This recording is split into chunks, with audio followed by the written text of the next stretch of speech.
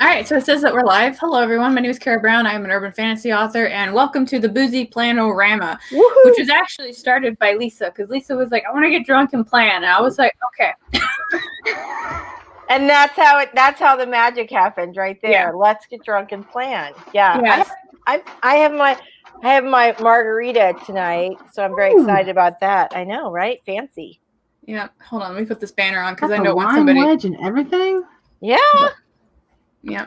So, but Lisa's being very kind and letting me host this week, so that way she can actually kind of like be more liberated. Hannah's being very kind and hosting this week so that I can plan and drink at the same time. I think we know from last time that was very challenging for me. So I got you. thank you. Yeah. And so this inebriated Kara Brown, I can't even get words out, is brought to you by Barefoot. So no sponsorship. Nice. $5 bottle. I'm clearly an expensive date. You know, never mind. I can riff on that for like 5 minutes, but I'm going to let that one pass by. Yes, ma'am. Thank you. Appreciate your self-restraint. Would you guys like to go ahead and introduce yourself, starting with Lisa? Sure. Hi, I'm Lisa Daly, and I am the other half of Caro and Lisa's Boozy Planner-O-Rama, and I'm a contemporary romance author. I also write nonfiction dating advice, and I'm super excited to be here today. So, yay! Oh, I just got a notification that we're live. Oh, did you? Oh, Hey, that's better than after it ends. That is true. So that's good. So Amy's here. Yes, and I am Amy Awesome Buddy. I'm an SEO consultant who I could really use just some time to draw some lines and some planners. So that's what I'm here for. I don't have any alcohol. I don't even keep it in the house. So I do have a bag of chocolate over here that I'm pretty sure is going to be an empty bag of chocolate by the end of the stream now. So that's okay. I'll have one glass just for you, Amy. Mm-hmm. That's what I always say. And I'm like, you know what? I don't drink, but in the spirit of self-care through self-indulgence, I am going to eat this whole bag of chocolate. So that seems reasonable. That seems completely reasonable to me. Mm-hmm. Yeah. Well, let's take a quick look and see who's here, and then we'll go ahead and just get started into the planning stuff, because I was going to say we'll have a sprint, but as I put the banner down to remind myself, this isn't a stream. We're sprinting. I know. This was my issue, though, when hosting it, was that I constantly felt like, oh, we got to get to another sprint. Mm-hmm. Yeah. Yeah. So let's take a look. Okay, good. RC has made it very clear that he is at the stream. Thank you. I don't know what fund you're going to have, because RC and I are in an epic battle. I want him to get a planner, and he tells me F off. So this may be the same situation as me and a website. So with Amy. Mm-hmm. Mm-hmm. Yeah. RC and I are going to have to compare notes. Well, I'm trying to get his girlfriend in on it now. But we'll see. We'll see. Oh no. Is here? Am I going to have to hide David? You were already doing that. So. Hey, whoa. No, I would never. How could you even imply such a thing? I looked up. I didn't see you moving. I was looking at my phone, and then I looked up at the screen, and you were all the way up in the camera. I didn't see the movement. I just saw Caro. Mm-hmm. Mm-hmm. You know you're in trouble then. Spence is here as the COVID. Seriously, my favorite avatar that she has so far. Awesome. Lexi is here. Hello, Lexi. Hi, Lexi. Jeannie's here. Hello, Jeannie. Hope you are doing well. Alexa's here. Ooh, that's fancy. I like your avatar, ma'am. That's very nice. Very fancy. Mm-hmm. Master Sango is here. Thank you very much for coming and spending time with us today. I've decided to not consume alcohol tonight, so it turns out I will be designated planner after all. Oh, good. Yay. Does that mean that you'll make sure that all my lines are straight? Yes. Let's see, StreamYard Jump. Thanks. Everybody's saying hi to us. Thank you, guys. Mike. Mike says you're already starting. You're already intoxicated. Sounds like a plan. I did, in fact, share an adult beverage with Mr. Brown before we got started, but it was just like it was like one finger of whiskey, and we were talking for about an hour and a half. So you're probably okay. Yeah. So he was actually really nice, and he went and got me ice cream because I was like, I really want ice cream. He's like, I'll be right back, and I was like, oh yeah. Keeper, very nice. Yeah. Let's see. Another jump. Heather is here. Hello, Heather. It's good to see you. Hi, Heather. Lady RC's off limits. I don't know. Let's see. Sia's here. Hello, Sia. Hello, Karen Needy, Lisa, and Amy Winehouse. Oh, now I'm thinking I literally have had one little sip of this. I had mimosas on Thanksgiving. We were having Thanksgiving, having mimosas on Thanksgiving morning while we were like making the food. That's good. I'm a fan. What was really funny is, so we cooked all the food at my house, and then I set the table up, and Mr. Brent, we had Steaksgiving this year. So while he was getting the steaks ready to be brought inside, and he had set them on the table, he's like, hey, can I pour you some whiskey? And I was like, I already beat you to it. We're already there. Nice. Let's see. I need more lessons in planning. I have Fox ones and the one that Tamara has, so hard to keep up with it. We can definitely talk about planners. I made questions. Did you? Of course we I know. did. Who's surprised? So awesome. I know one. Dwelling Writer, my new planner got delayed in the mail. Oh man, that sucks. It arrives tomorrow, so I can't set it up tonight.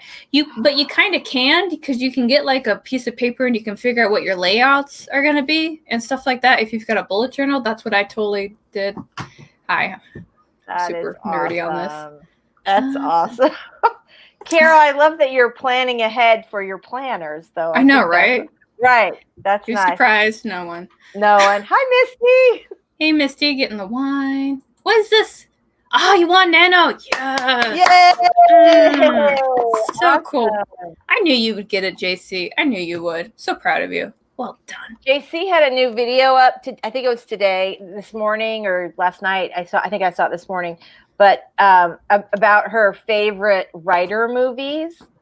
And my favorite writer movie, which is terrible, it's called American Dreamer. It's like a terrible, terrible but fabulous 80s movie. And I said, hey, this is my favorite movie, my favorite writer movie. And I was like so thinking about it after we chatted on her video comments that I actually watched it today. That's good. And Carol's like, thank you for that sidebar. All right. No, I love that you do that though. See, okay, but I'm not alone because Spence is also, I do rough drafts for my bullet journal spreads. Okay, cool. So I'm not nice. alone. Thank you, Horror Geek. All right. So I think everybody who's going to be here is going to be here. So let's go ahead and we'll start planning. And I've got the first question that we can all talk about, which is, what is your favorite pen to write with? Oh, man. I know, right? I love these. They're not that fancy. Oop, it's upside down. They're not that fancy, but they're very smooth and they're very inky. It's just like, look. It's not so fancy, but I love them. Oh, yeah, I love those kinds of pens. They're very smooth, and I'm very picky about that. But I hoard these. How about you, Carol? What's your favorite pen to write with? I actually misplaced it, or maybe it's over here. Hold on. Let's see if I actually put it where it needs to be. I like how I had the question, but then I wasn't ready to answer it. Mm-hmm. Go me. So this is actually my favorite. This is my favorite pen to write with. I really like it. It is. See if I can get it to show for you guys. Oh. Yeah. That's nice that you can see you showing it and me like squinting into the screen. Yeah. Love it. The Energel something. Klina. Love it. Yeah. No, I really like it because it's basically a 0.5 font, which if you know anything about gel pens, that's like really hard to get because they're usually like in 0.7 or higher. So yeah. Nice. What about you, Amy? I'm trying to get my pictures sorted so that I can actually show you. Oh, I know. I thought ahead. I just didn't actually finish downloading to my computer so I could show it to you without showing all of my screen. You do that. We could go to the chat and share what other people's favorite pens are while Amy gets her picture together. We could. Do that. We could indeed do that. Let's see. I like pencils best. Okay, so I do kind of agree with that because my favorite pencil is actually like this 0.2 pencil that I got. Which I know a lot of people were like. She showed it to me the other day. I have to have one. Yeah, so that's my favorite pencil to write with. I do like a nice mechanical pencil, which these are like really, really simple, but they work great. So I use them all the time. Yeah, so let's see. So Jeannie says, fancy. Yeah, Jeannie says, I like pens that write smooth and inky. Like Lisa said, I don't have any particular favorites. I just want ones that don't bleed through. That's my issue. That's my issue. So Misty likes gel ballpoints. Oh, yeah. Brenda says, my favorite pens are the Pilot G205. Yeah, those are really good, too. Ooh, yeah. Adega uses the tool gel. Those are the ones that bleed through. I tried to use them, and I think the only times they didn't actually bleed through was on like the 35-pound paper. They bled through on the tool paper? Not on the tool paper. I'm just saying because I didn't have a lot of tool paper. So like on my regular paper stuff, you know what I mean? Yeah. My planner has crazy thick paper, which I love. Like it's practically cardstock. And so I do not have a bleed through issue. RC doesn't have a pen because he doesn't have a planner. You maniac. Ultra fine Sharpies. Sharpie fan myself. Yeah, I have one of those here too. I like how we start. Yeah, go ahead. Sorry. Oh no, I was like, I have that one too. Look at us, stationary nerds unite. I know, right? I have about 42 colors of fine point Sharpies. I don't have them with me, so I can't take a picture of them. But yeah, the fine point Sharpies are my jam. They're what I started, and then I went to the Staedtler pens. They're 0.3 millimeter, and I love them. So they're what I've been using for the last like 5 years or so consistently. And I have a picture, but I can't. You find do? it. Oh no. Come on. I will say, so I have a question because I like, just for general doodling, I do like the ultra fine point Sharpies. But when I do a book signing, I use the regular size big old fat one. What about you? I don't sign very many books like you do, but I was going to say, when I do a book signing, no. It feels more like your author was here, right, than a little one. This is true. I don't know if I have it. That the space pen, the pens that they say that the astronauts use.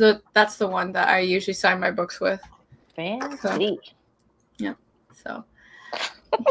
Oh, okay. I got it. You got it. Whew. A lot of people, pilots, Sharpies, Tombow. Yeah. That's good. Winsor and Newton fine liner. That sounds very fancy. That sounds like one you have to buy in a very, like the Crane stationery store or something. That sounds like a very fancy one. It might not be. You might be able to buy that at Walmart, but it sounds very fancy. Oh, here we go. We get to see Amy's treasures here. Those are good ones, though. Nice. Yeah, those are the ones that I use consistently. Yeah. The Sharpie highlighters I have to replace like every year because I use them all the time. Yeah. The Staedtlers, I've been using that same pack of Staedtlers for 5 years. They're phenomenal. They're 0.3 millimeters. There are 20 of them in this pack. They sell them for like $30 at Hobby Lobby, but Hobby Lobby has that 40% off any regular priced item coupon every day, all day, all the time. So I got them for like 16 or 17 bucks.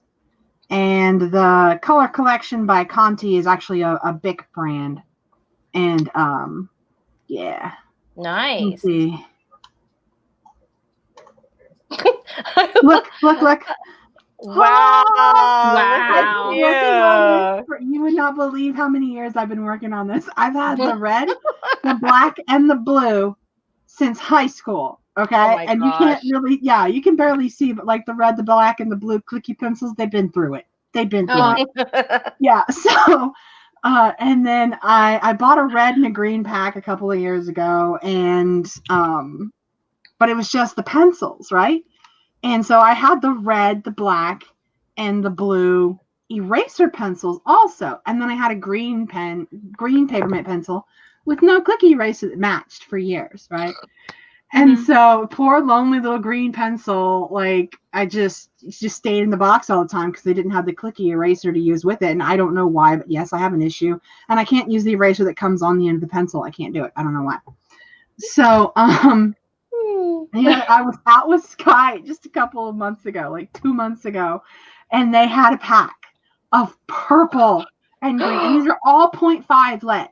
Oh my gosh. I don't know if anybody else is a fan of Papermate pencils, you'll know that the Papermate 0.5s only come in blue, black, red, and green. And for the first time ever, they had a pack with a purple and a green, and I geeked out so much, I bought 2.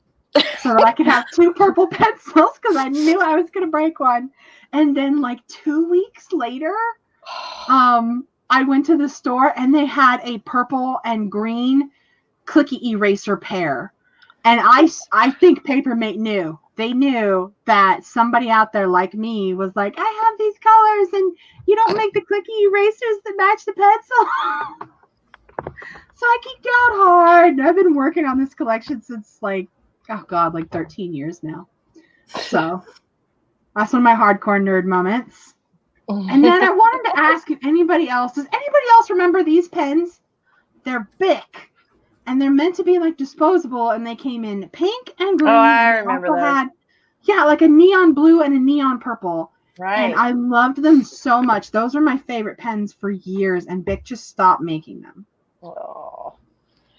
And it was very sad. But those are my favorite pens. Don't forget to plan, Lisa. I see you attentively listening. I am. I should be planning. See, good times, stickers and liquor. That's right. That's right. So I am. Go ahead. What are you going to say? Oh, I was going to ask, like, what are you planning for, like, next week, next month, next year? I am planning for next year because I have, as you know, I have really struggled this year with I'm normally at a certain level of productivity, and this year it's been like, so I am trying to write down not just what I usually do, which is all my goals for the new year, but I also am trying to prioritize the things that are really, really important to me. And like, these are the things I'm going to focus on, and these are the things that I'm going to let go. Right. It's hard for me because I'm like, I put 26 things on the list and 26 things get done. And that's just not how this year's working out. And I would like to have a better year next year. So I would also like to have a better year next year. For absolute sure. Yeah. I think we all would. You have accomplished a ton this year, though. You started a publishing company. You put out a book and a part of a book. You put out a book and did how many anthologies this year? I only did one. I backed out of the other one because the timing was bad. And then I relaunched one anthology, one short story, one book. So that's what I came out with this year in the publishing company. So I guess that's 4 things. But keep in mind, that sounds really impressive. But if you're like me and the only way that you can avoid like dealing with the stress of your life is by working. Yeah, let's also not forget that Carol also finished her master's this year. On top of that. Right. Yeah. Yeah. Come on. And she finished her master's. Right. Well, the master's had to get done. Okay. The degree had to get done. So she's going to celebrate by moving across the country and renovating a house. You know, some people like to relax with wine. I like to find fixer-uppers and say, I can change that. I really loved that with my first house, but my second house was very finished. And I was able to pay for my second house with the money I made from selling my first house. And so I did not have to do a second fixer-upper. And I was really relieved for that. But I will say, with the first house, I totally loved it. I loved, like, and it was a disaster. I think we talked about it. Yeah. It was that house needed a lot of work. But I loved it when I moved.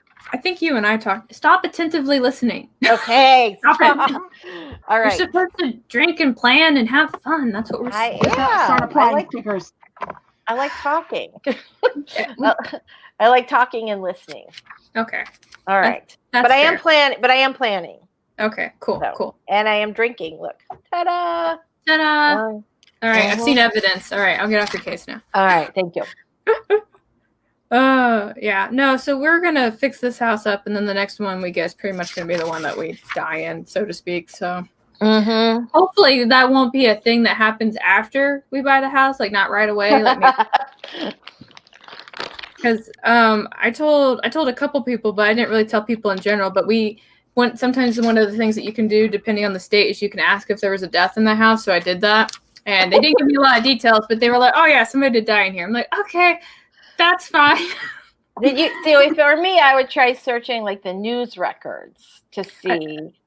No, I didn't dive into the obituary. Not yet. Yeah, no. Okay. I figure if I have to, like, for some reason, like, purge the house, I'll probably have to go find that person's name and do it that way. Well, I think where you're moving, Bob. Yeah, but I think there's like a tribe pretty close to where you're moving, so maybe somebody could come over and sage your house for you and do like a nice clearing kind of a thing. Yeah, or you could probably do it. You have many skills. Yeah, if my attempt doesn't work, then I'll be kind of like, so I hear that you worship this person. Can you come over and tell this thing to get out of my house? Hopefully, your new house won't be haunted. I don't think it is. I think it just needs some serious TLC. That's what I always think when I see it. Yeah. So.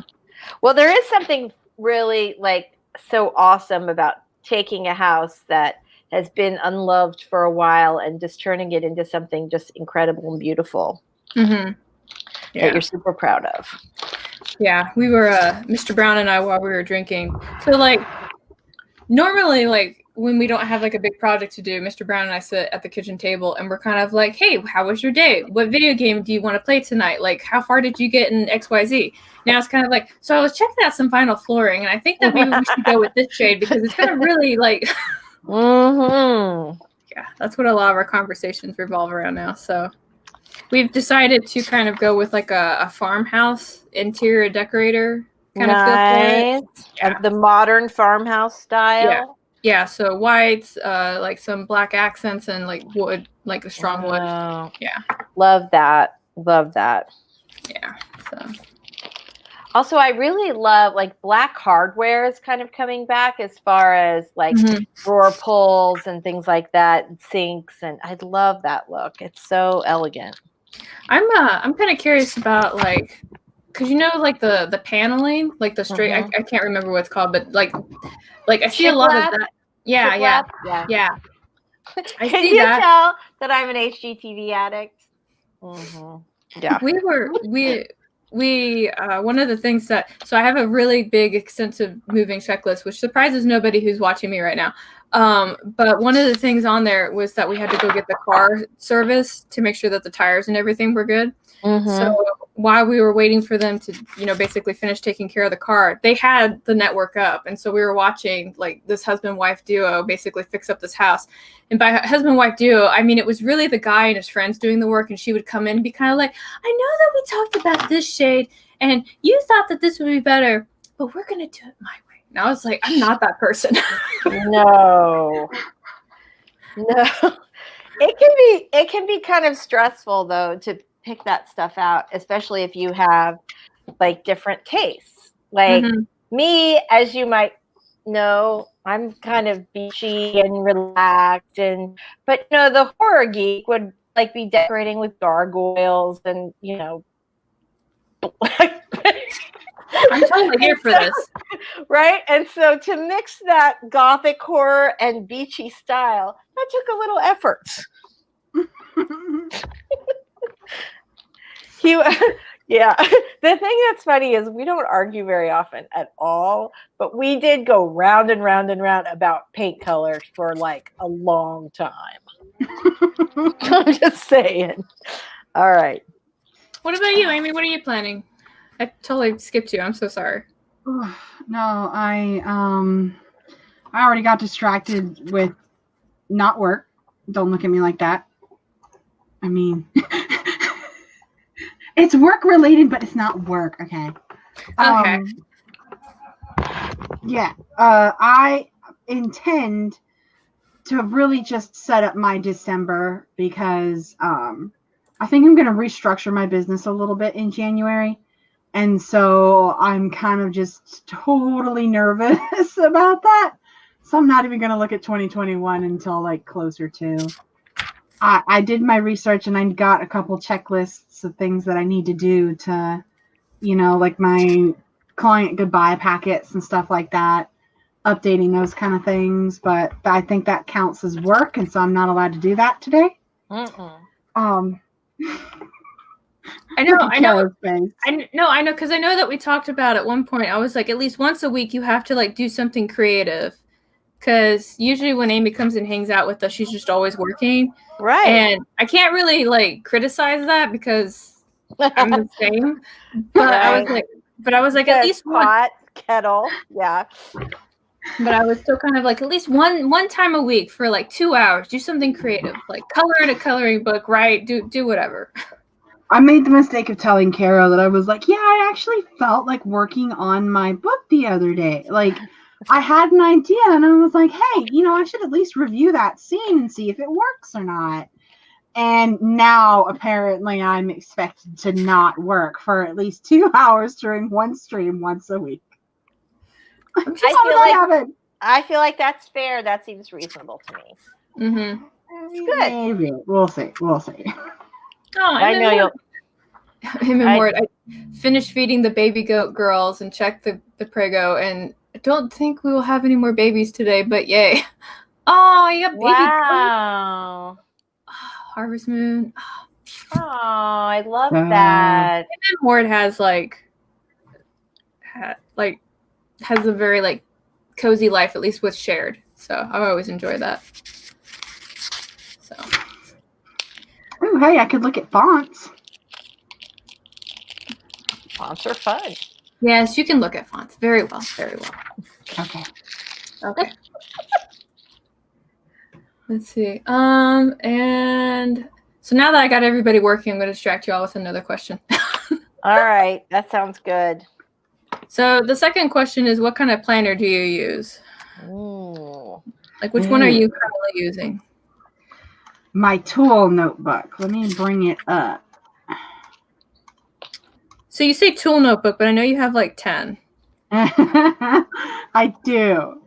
Let me screen share. Okay, what happened? Baby goats on Twitter. I'm off. Sorry, easily distracted by baby goats. Mm-hmm. Let's see if I've got this. He's doing that thing again where it won't let me share the window that I'm clearly looking at. Rude. So rude. Wait, who am I logged in as? Oh, I should not be logged in as this person.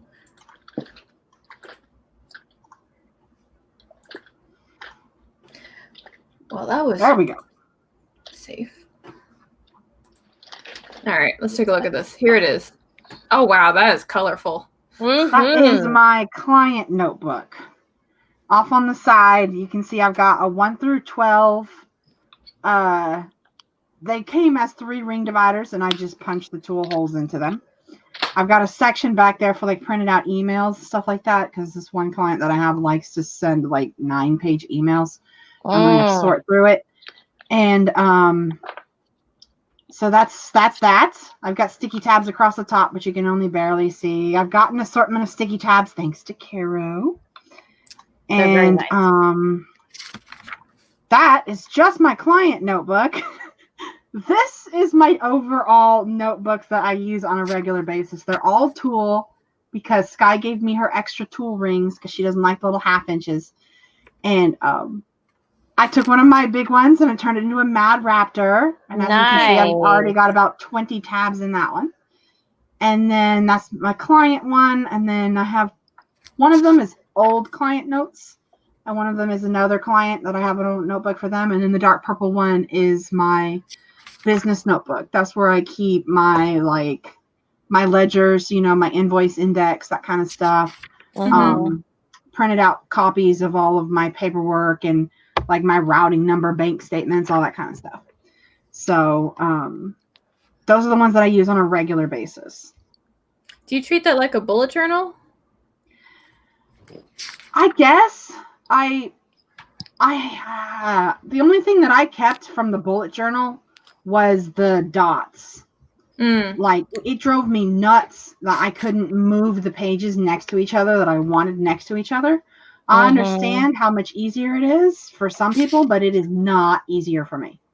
And so I do keep I have a daily checklist of things that I do. And so every so often when I mess up that paper, I just get another one. And that's how I keep up with my household chores. But I do keep my my health log is in the purple one, but that's the only thing that's not like business or finances related in there. So I wouldn't call it a bullet journal. No, I don't have like weekly spreads and lists and all that kind of stuff, but that is where I keep track of anything that's legal or financial. That's smart. That is smart. Yeah. So somebody, hold on, I can't see. Oh, Jeannie said that she uses the planner that Tamara uses from Author Productivity. Yeah, and I bought that. I was actually going to hold it up for anybody who hadn't seen it. I'm going to have to track it down. Okay, you do that. Okay, you go. Okay, so I was using just a regular bullet journal for a little while, but then the one thing that I realized is that I was spending too much time setting up the spreads and not actually like getting anything done. So I made a big leap, and I actually got a Hobonichi cousin. So, and that's been an adventure, but I really like it because the one thing that I usually do use is like this weekly layout. And what I do with that, which is super appealing for me, is I actually track where I spend my time at. And that's always something that I need to be like hyper aware of. So like, for example, if I know that I'm supposed to write, write my 3,000 words for the day, but instead I spent most of the time watching YouTube, like that's kind of on me, but at least I can like track that I'm procrastinating to a very extreme degree. I wish I could do that.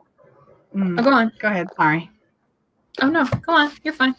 I wish I could time track, but because my internet is the way that it is, I just gave up on the idea of time tracking. Like, I make a checklist, and however long it takes me to get it done, that's how long it takes me to get it done. Because sometimes on the days when the internet is really bad, like it's bad enough to make me cry after just like 2 hours, because the internet will be on for like 10 minutes.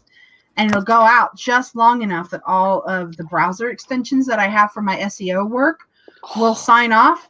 And so when the internet comes back, I basically have to refresh the entire browser and wait for all of those extensions to come back on, because it's more difficult to just turn them all off, because I'll use this one for just my keyword research. And I'm like, okay, this one because I just need to actually see whether or not the traffic is converting from just their Twitter profile. Like, just different stuff that I do. So it's not worth my time to turn them all off. But every time the internet goes out, it takes at least 3, if not anywhere from 5 to 10 minutes for my browser to catch back up. So when the internet goes out every 10 minutes, I spend 5 minutes with internet, 10 minutes without. 5 minutes with internet, 10 minutes without. Oh. So once upon a time, I was like, why would I torture myself by trying to actually track my time? Like, it just doesn't work for my environment. And so, yeah, I wonder, I do, because sometimes I'll be like, hey, this client report shouldn't have taken me more than 2 days, and it took me an entire fucking week. What happened? I'm like, oh, because I had shit internet for 3 days. That's why it took 7 days for me to do it. So, yeah, I have a little section in here. Yeah, I have a little section in here where I do like weekly like note check-in where I'm kind of like, so why didn't I get this one thing done? It's like, oh, because I was moving across country. Yeah, kind of stressful. That'll do it. Yep. Well, bad news. I cannot track down where I think I left Tamara's planner in. It's not Tamara's. I stole it from her house. No, I left the Tamara planner from Author Productivity in. I think I left it in the other room. I'm not using it. And the reason I'm not using it is I do not like it. I think it has a lot. I know. She loved it so much. I fully expected to love it. And I did not. I thought there were some cool things about it, but a lot of it seemed very, I don't know. It seemed like a lot of busy work to me. Does that make sense? Kind of productive? Yeah. Yeah. Yes. I really like the Clever Fox planner. I really like it a lot, but my issue is that's only for like 1 quarter. And I'm kind of at the point where I need to track everything over the course of a year. So that's kind of why I went to this. So there's that. And I'm still I'm going to do a video about how I set this all up, guys, because it's extensive and we've only got 2 hours and you didn't come here to listen to me talk about that. Come on, in or out? Which one? The dog? Yes, all 3 of them. In or out? Which one? Both, because they're dogs. Right. Come on. What about your planner, Lisa? Oh, well, last time we talked about that, I have used the same planner for like a long, long time. My planner is gigantic. It is on really big, thick paper. And pretty. Right, I know, right? Carol's like laughing. And so I use it as like part diary, part planner. And all the pages are on one page. So I have like a big blank page on this side to do all kinds of other goodies. And I love it. It's a great planner if it works for you. It does. I'm not laughing at you. I actually have the complete opposite because where you've got like the big thick one, I've got like A5 and it's like Bible thin. I know. I'm like a really tactile person. I like is that me? Oh, I could hear like music and I was like, wait, where's that coming from? Yeah, I like it. I like the thick paper. I like the great big pages. I like to make little drawings and things all over it. It sort of helps me be creative, but it also keeps me on track generally. Jeannie wants to know. Oh, wait, hold on. Melina was like, where do you find such a huge planner? Don't you make that one? I do. So the great thing about this planner, I really did I bought it like, I don't know, 20 years ago, probably 15 years ago, at Pottery Barn. And I thought it was awesome. It was this great big planner. You customize it. It was super cute. And then, of course, and I loved it. And of course, they did it for 1 year. And so I took like my last page to the printer and said, can you make one that looks like this? And so then I started customizing it. Like theirs had 52 pages. Well, mine have like 100. And I got like a big thick coil like I like because I like to be able to lay it out flat. And it has a cover on it and I can like turn it constantly. I love it. I love it. So it really is like the perfect planner for me. Somebody else had asked about it. I think it was like the last stream or maybe it was before that. And I actually made up a page. So if you really love it and you want your own, just like message me on social media and I'll send you the file. That's so kind of you. Let's take a look. So Eamon Ward told me that baby goats were on Twitter and now I just have it on a loop on the screen. This is like my new happy place. Let's see. Carrie says that she uses the Happy Planner. I do like the Happy Planner. I can't remember why I didn't go with it. I'm gonna reflect on that and probably add it in the video that I'll make at some point. Let's see. Malene says, I have a 6x9 planner I found on Amazon for under $20. That is wirebound, score. It has a matte cover and a pretty galaxy-esque paint splatters. Oh, that's kind of cool. Love it. Yeah. I'm hooked on Happy Planner. I have multiple. So let's see. Darling Writer says, Sky got me on the tool planners, and they're like almost the same thing, almost. What was really funny is that Sky, Amy, and I are really bad influences on each other. And so at one point, So at one point they were sharing, because we have like a group chat and we share like pictures of like cute things together. And they were like, hey, look at this discount system. And I was like, what is this thing? And it was like, oh, it's a thing. It's called Tool and blah, blah, blah. And I was like, where do you find that at? And they're like, Office Max. And so like my next picture that I had sent them was a picture of the tool aisle in my area. I was like, is this the right place? And then, just to add insult to injury, her tool section is like twice the size of our tool section. Well, Caro does it big. She, yeah, she's going all the way. Yeah, I use it. It's like over there. Actually, I bought a lot of those discs, and then I was like, what am I gonna do with all this stuff? I'm figuring that out one small step at a time. Let's see. The Dwelling Writer says that I have an A5 dot grid journal. In these past years was from Walmart. I'm cheap. As somebody who's drinking the barefoot.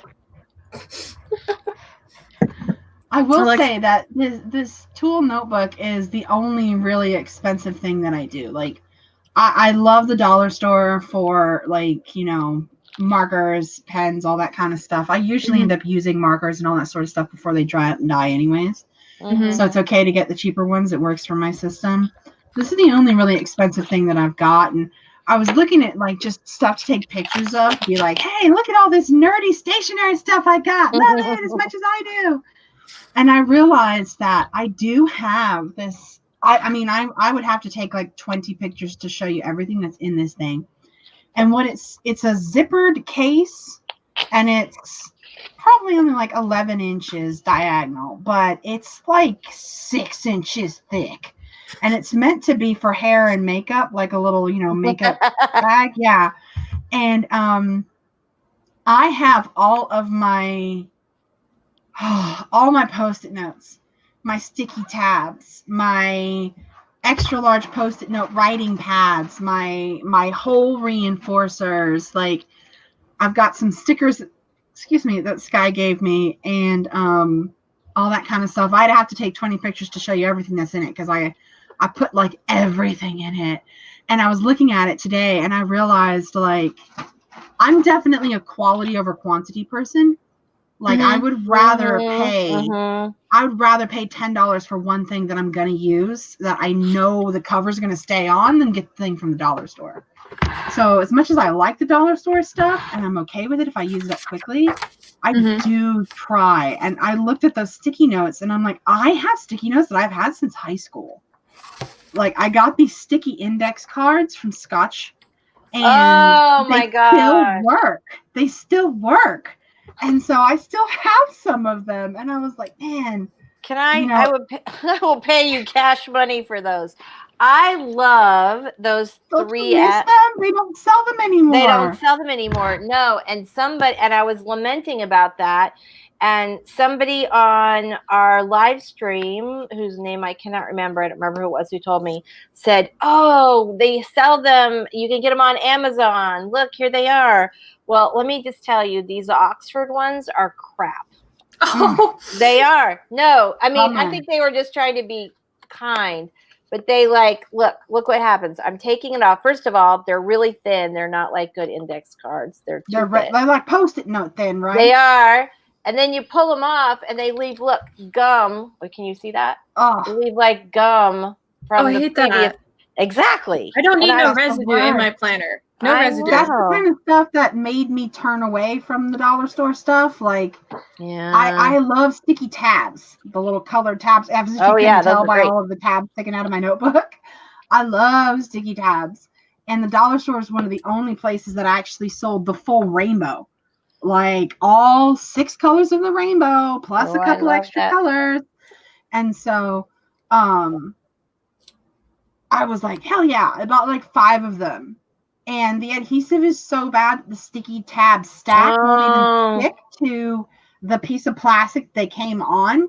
Oh. And I threw them all the way one day in a fit of rage. I was like, I can't do this. And I didn't tell Caro, but that was just a couple of days before she sent me a pack of sticky notes that has 1,640 sticky tabs in it. Oh yeah. She told me that she really likes tabs. And so I was kind of like, she's done a lot of work for me and she won't take my money. So she's just going to take gifts. And so that was the first thing I found. Oh, that's so sweet. Yeah. So I feel Let me the take a tool look. notebooks, I have to admit, are the only really expensive thing that I have. I try to moderate everything else, but I also try to make it last because, like, as Lisa can testify, those Oxford, that's not what we want. No. I have them. Actually, I'll take a picture of them and share them with you.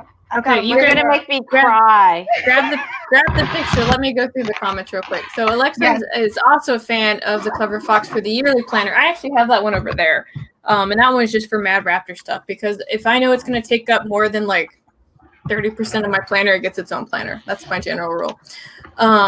But I'm planning to transition to the 13-week planner from them in January. I will say, if you haven't already seen them, that the one thing that threw me off from the 13-week is the way that the days were set up. Because I like my days to be like in one row, and they broke it up into 2 columns, and I was just like, no, I'm not liking this. No. See, Spence says that she uses a bullet journal, spreadsheets, and panic lists. What is a panic list? Where we make lists. It's where we make lists when we're freaking the fuck out, okay? Oh, I do that. Okay. Look, like this. Yeah, just like that. See, you know what that is. I do. Let's see. M Word, mine, I cobbled together my own as a writing tracker along with doctor's appointments and some tractors because stroke survivor. Oh, man. Yeah. She's very kind to talk about Mad Raptor. Thank you. Let's see. Oh, Allie Unicorn. Haven't seen you in a hot minute. Right now, I use a free printable and a 3-ring binder, but I am returning to Boozy next year. I've seen like the disc-bound ones work really well, and I don't know why I don't go to disc-bound. I don't know what it is. I think it's because I'm really rough on the rings and I break them all the time. I think that's what it is. I have been using the disc-bound thing for like 4 months now, and I have seen a couple drawbacks to where I'm like, you know what? I love it because I like the visual, but it's just different. I open a different kind of notebook for my work than I do for my school, and that helps. But it's not that big of a deal. Like, the thing that gets me, and it's like now that I've noticed it and I put my finger on what it is, it drives me nuts. Because you have 11 holes, you actually have 24 little leggy tabs that can bend and catch on each other when you stack papers. And I'm the kind of person who, like, at the beginning of my day, I'll say, okay, I'm going to work on these 4 clients. And so I'll go ahead and I'll take out all the notes that I'm going to need for everything that I'm going to do that day and keep it in that stack in my hand. And so as I'm shuffling back and forth between, okay, this client's done, put it in the back of the stack. Let me go find my my page that has my like daily to do on it. That way I can say, okay, I did do this, I did do that. Because I keep track of stuff that I've done more than I keep track of stuff that I'm going to do. Like I have little check notes on the client's actual pages, but my actual planner records stuff that I've completed. And the little legs, the little pieces of paper catching on each other, and how hard it is to just grab a stack of papers and go, and they all be stacked up. It's getting to me. It's getting to you. It is. I didn't think it would bother me that much at first, but now that I've identified what it is, I'm like, Your suffering amuses me. So Bonnie says that she uses a bullet journal for writing, large bound planner for life in general. That's cool. CO, I did in fact see your link, and I did click on it, and it is open on another tab. It's just don't worry, it's there. Aphrodite, thank you so much for coming and hanging out. We are doing a planner thing where we try to plan, drink, and chit chat with each other. It's a nice detox. RC 3 words a day. I'm just binging on chocolate. That's fine. You binge on what you want to binge, whatever your vice is, within reason. Yes. Within reason, right? Yeah. But we don't know. You're at home. Hi, Camille. Camille, so good to see you. Does coffee nuggets count? Tell me now. Rip the Band-Aid off. I don't know. Let me think about it. So Camille says I use Fox planners, 1 dot journal and 1 yearly planner. Okay, I do like the Fox planners. I do. And then MM Ward is relating to you about the internet dying. So you are not alone in your suffering. And StreamYard jumped so much that I'm just gonna let it go. Let it go, let it go. So, out of curiosity, do you guys track your writing stuff? Well, for Amy, I don't know about you, but yes, maybe you should track your writing stuff, Amy. I do not track my word count, but I can go back and see exactly how much I've written just by seeing how far I went in the report. And sometimes I do copy for pages. And Lisa knows, because I know Lisa has some copywriting in her past, but every so often you get those assignments where it's like, okay, we don't want more than 600 words on this page, 600 words max. Here's our 11 keywords, and you need to use them all twice. So, you got to and finagle those keywords in there. So I do from time to time legitimately have word counts. It's just not in the same way that the creative people like you guys track your word counts for fiction or even nonfiction, but actual word counts for books. You're also creative. I was just going to say that. You creative people, and I'm kind of like, you're the one that does the social media for Mad Raptor. That's just creative as all get out. Have you all seen the Instagram for Mad Raptor? Holy cow. Oh my goodness. All Amy does, she's like, I want to post this. It's like, looks great. Go. Well, yeah. I actually have even the website. Oh, go ahead.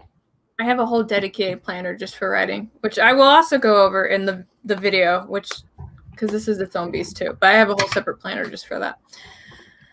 This is how I get my life together. Well, Lisa, I'm trying to tantalize you with pictures of my leftover decade-old Scotch. But my browser is completely frozen. The audio is working apparently, but I've been staring at the same screen pretty much this whole time I've been running my mouth. So I was about to say, tantalizing for you is very different for me. Well, I have them burned into my brain. And the other thing is, so I keep when I plan a novel, I will storyboard them, and I use those beautiful index cards with the wonderful 3M sticky stuff on the back to storyboard, and you could move them around on my whiteboard, and I love them. But after I'm done with the book, I put them in a notebook, and I save them along with the manuscript and a first edition in my super duper. I can't turn my. Maybe I can. No, I can't do it. Right. You put them in a memory box? No, I have a whole manuscript. Hold on, I'm not sure if I can move my whole rig because I got my computer on a riser so that I could actually work on my planner. Let's see if I can move this. I can't see it anyways. Screen's still frozen. Hold on. Okay. Oh, is that the sticky board that fell in that one stream? Oh, yeah. Oh, so if you see there's a giant whiteboard behind it, I have upgraded, and I'm going to put it right up there. I just haven't mounted it yet. But the cabinet with all the different colored drawers, that's my manuscript cabiet. So, every book has a drawer. That's so cool. Thank you. I'm immediately jealous. So thanks. I'm excited because I have 2 of them, and my goal is to fill them up before I die. That's 40 books. That's a great goal. So I wanted to answer this question from Draw Only Writer about the preferred spread. I don't have a preferred spread for next year. What I usually do is I pull 3 cards. I pull 3 cards for each month and get a general feel for it. Which ironically, because I actually had Amy sit down and watch the video with me where I did the one for 2020, and I was kind of like, everything's terrible, and I don't know why. Now we know. Now we know.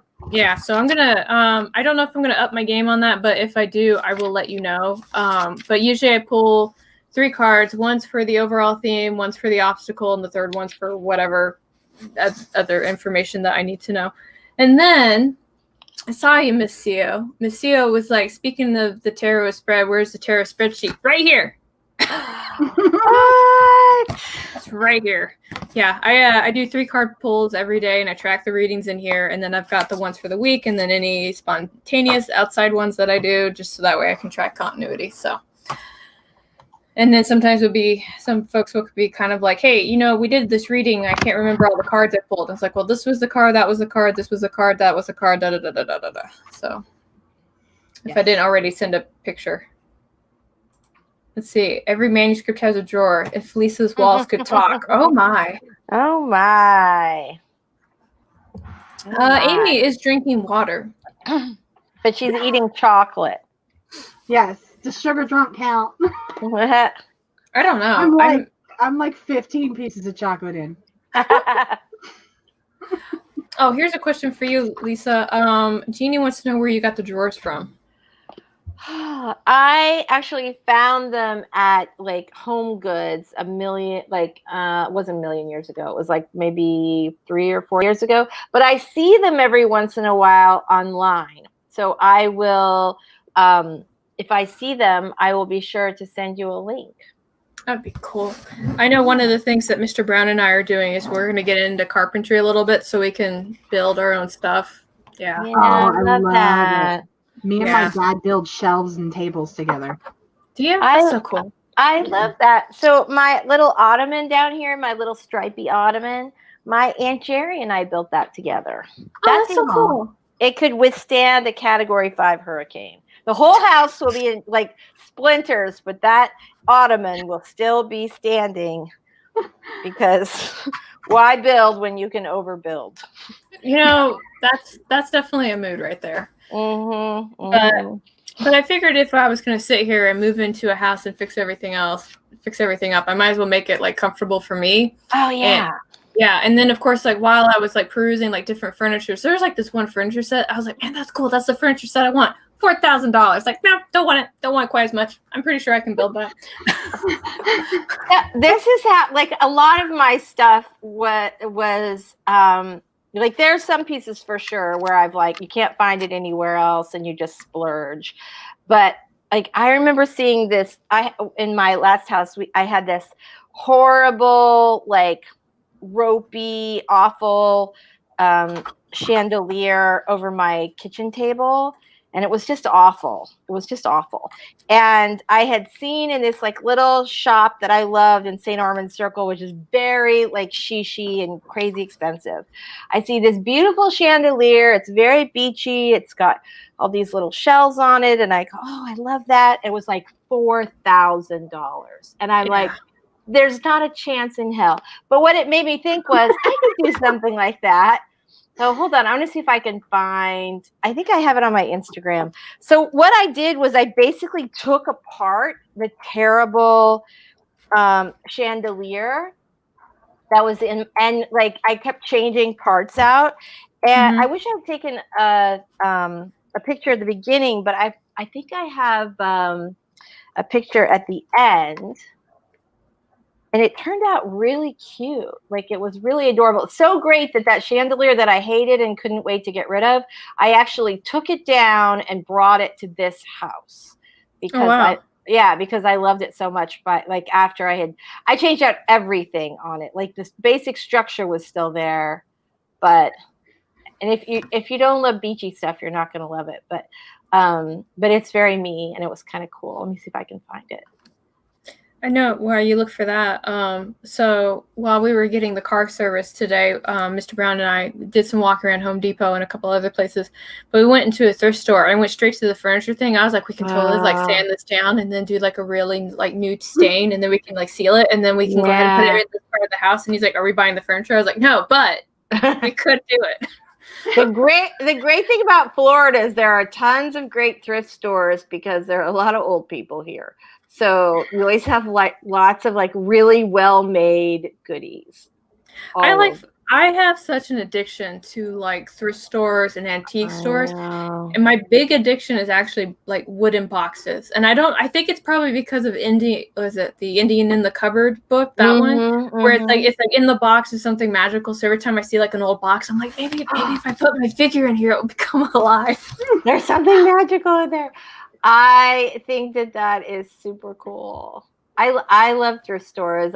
Just because I really love like really well made furniture. And all right, I think I can share this, but I'm not sure. I love really well-made furniture, and yeah. So there's that, and you can't find things aren't as well made as they used to be. Well, it's really fast. It's done so fast, you know. Like, so my first sofa. Okay, I made a mistake when I was like 23. Yeah. Yes, I had to count that. This is just. Oh, that's so cool though. I'm sorry, it's like three things at once, but that was the only picture that I have of it. It turned out really cute though. I really like that. That's super cute. Thank you. Right? And it was hideous before. And really, honestly, they're like only the metal part here is the original, but I put little, anyway. Yeah. So there we go. I love it. I love it. I think that's great. Thank you. All right. And I have to unshare it. All right. There we go. Okay, fine. I totally forgot what I was going to say, but we're going to move on. See, look, I have another fan. See, somebody else loves that book. Oh, yeah. I think so. Oh, 23. That's where I was. So when I was 23, I made a mistake. And I bought a house that was too big for me. And I bought a sofa I didn't need. And ironically, I still have the cushions of the sofa. The cushions last a lot longer than the frame did. Because when I got the sofa, right after I got the sofa, guess what else I got? I got a puppy. Oh. Yeah. So at one point when we had to move, it was like a giant, it was kind of like it was a sectional that basically you can push apart or put together to make a U shape. Ooh. And she went to town on the back of part of the sofa to the point where it had to be pushed up against the wall for all eternity after that, ripped into the fabric, got into the frame. And I was just like, God. Oh, no. I was like, you're lucky you're like 8 weeks old. But yeah, so. But I'm pretty confident that if that had been like a different kind of sofa, she wouldn't have gotten in there so quickly. So. A determined puppy, though.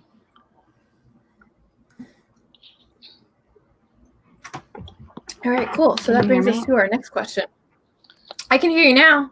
Were you muted? No, I wasn't muted, but my screen was all and froze and was all doing its Skynet impression. I was talking about my puppy that destroyed my first sofa in my first house. So sad. I think, no, Amy, stay with us. Amy! No. Okay, well, while she comes back, here's our third question for the evening, my friends. So, what are you hoping to get done by the end of December? That's such a good question. That's why I wanted to ask it. Because even I don't know. Yeah. I know this is going to seem like anti-planning because it really is. But I have come to the conclusion that I am not going to finish most of my 2020 goals, which is really unusual for me. I'm generally pretty good about making stuff happen.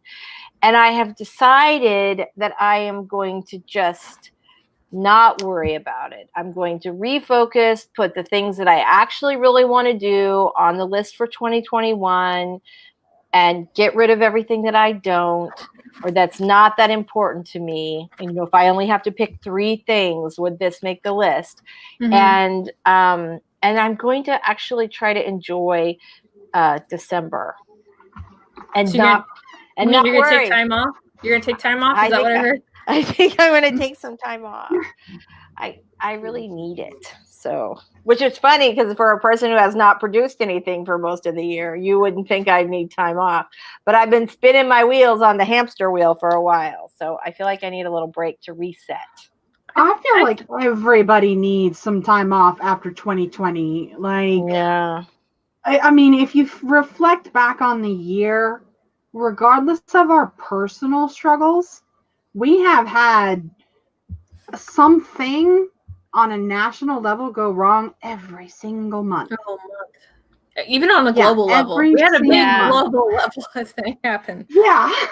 Like not just the fact that we're struggling with this on one-on-one, but if you just look at our society and everything, something happened every month.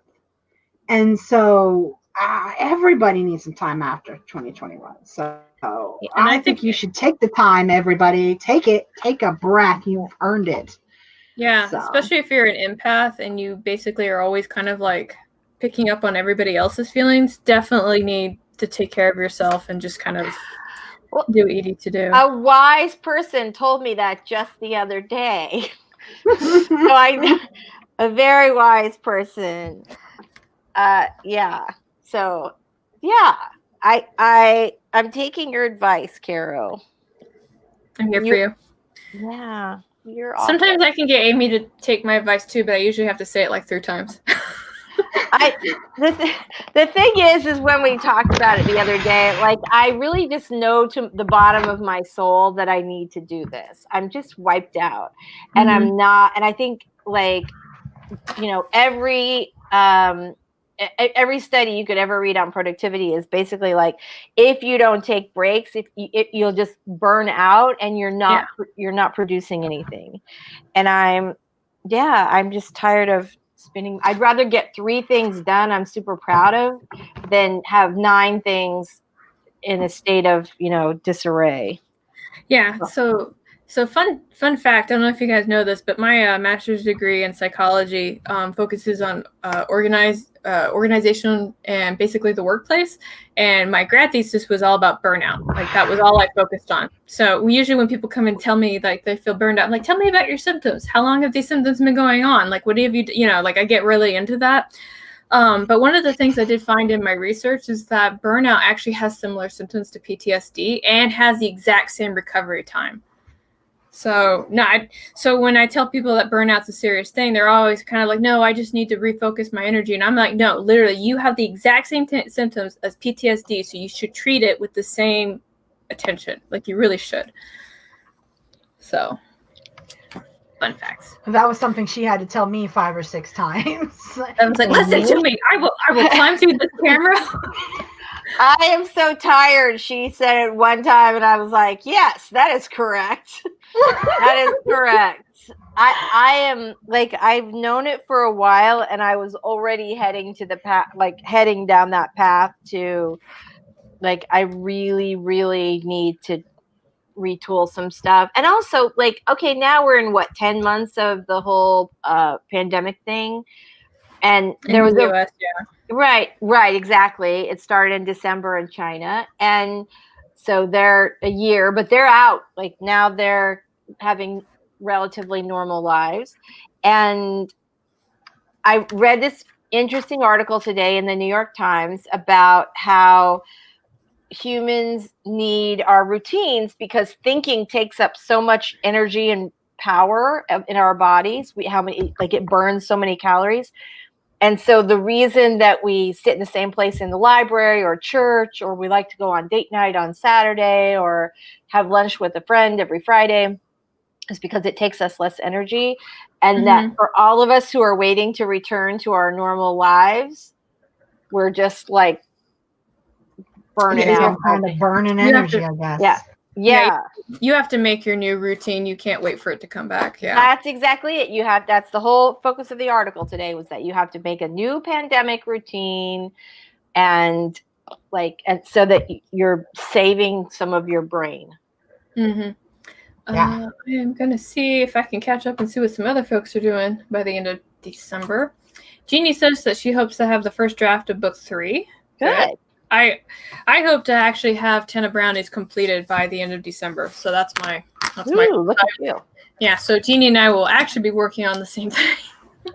Which doesn't surprise me because our books are dating. So we should be a little bit when it comes to our manuscript. They look so good together. They're so good. Oh my god. Stacy says, I want it to be over by the end of December. She wants 2020 to be over. That's not a mood. Oh my god. Let's see. Melina says, I hope to finish rewriting my debut novel. It's technically the 3rd draft and it's already been reviewed by betas. It's received great feedback. That's really good to hear. That's awesome. Hopefully it'll be the final draft. So as a couple people published, it's never the final draft. Because you got to go through like at least 3 rounds of edits. Well, I don't know, because Lisa, you told me that when it comes to traditionally published, it has to be pretty polished when it gets submitted in, right? Yeah, I generally do like, so I'll write my first draft, and then I will go through and but I tend to write pretty clean drafts anyway. And then I'll go back through and do a polish and then turn it in. And then I'll get my developmental edits back from the editor. And then you get one more round from the line editor, who is the person who corrects punctuation and blah, blah, blah. So yeah, my stuff tends to be pretty, and that's kind of the expectation, that it'll be pretty tight.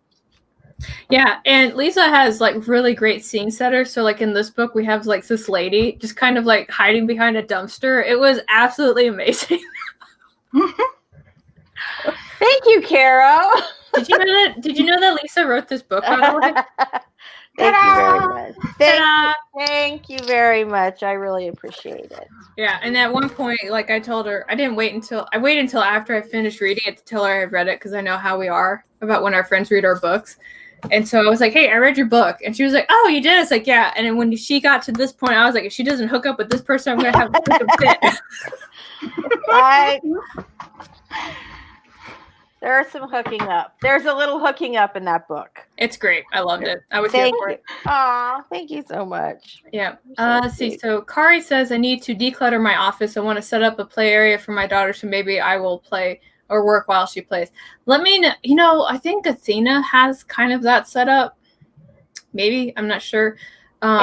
It depends on the child. I will say that I wrote my first book with my son playing on the floor of my office.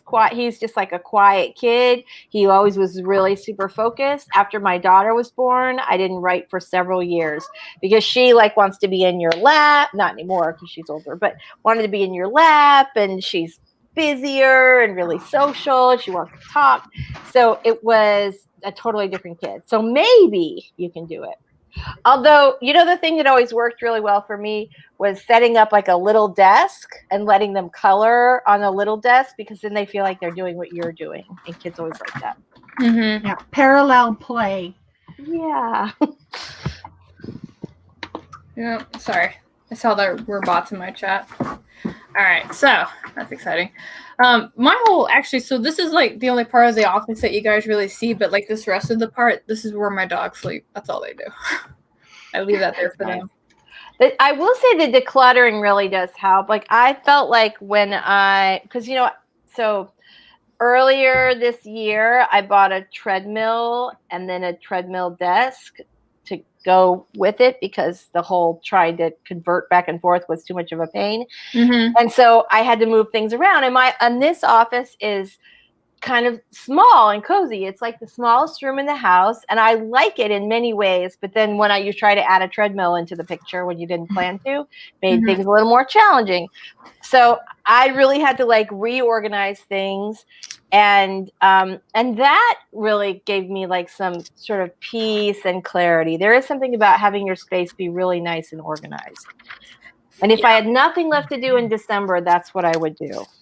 Yeah, I'm in the process of basically downsizing like my entire house right now. I'm kind of like, what have I not used for a year? This stuff, okay, it's gone. That's where I am. That's so hard. Yeah. See, the Dwelling Writer, by the end of December, I want to finish the second draft of my YA fantasy. You've got this. Good job. You're diligent. You got it. Mr. Brown. So the goal is to take time off. Yeah, that's the goal. We'll have structured time off. We'll know exactly what fun activities we will be doing then. Yes. Let's see. Alexa says, I want to outline the new novel I'm working on, set goals for 2021, and get everything in place to hit the ground running on my goals in 2021. You got this. Excellent. I don't know about you guys, but I always spend like November and part of December trying to figuring out what I want to get done in the following year. And the reason I do that is because I always tell people to like, don't make goals when you have high energy.